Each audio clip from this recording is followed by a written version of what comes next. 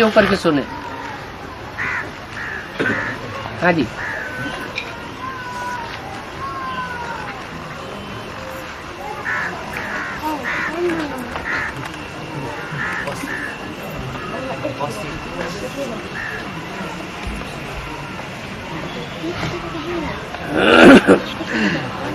बाबा।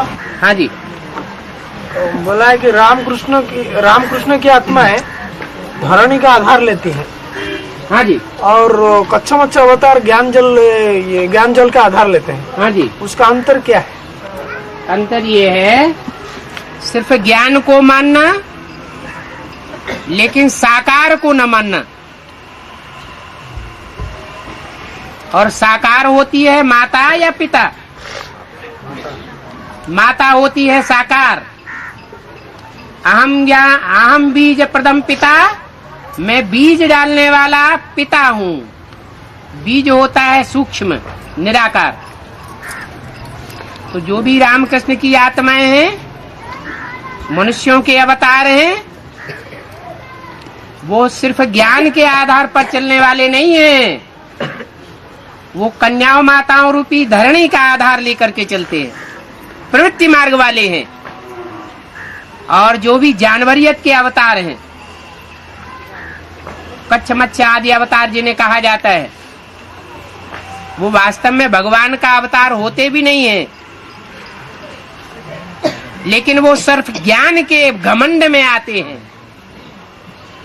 इसलिए वो ज्ञान का आधार लेते हैं। कन्याओं माताओं को आगे रख करके नहीं चलते।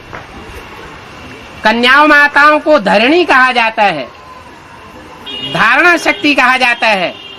उसमें भी खास भारत की माताएं कन्याएं पवित्रता को विशेष धारण करने वाली हैं।